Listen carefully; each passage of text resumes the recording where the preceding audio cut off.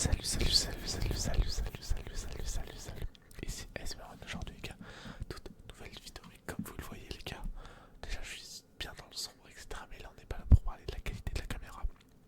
La qualité réarrive bientôt les gars, normalement mercredi, je pourrai enfin refilmer avec mon téléphone. Bref, aujourd'hui n'est pas le sujet, aujourd'hui je vais vous présenter un jeu qui s'appelle Virtual Regatta. Alors pour ceux qui connaissent pas, c'est un jeu de voile en ligne.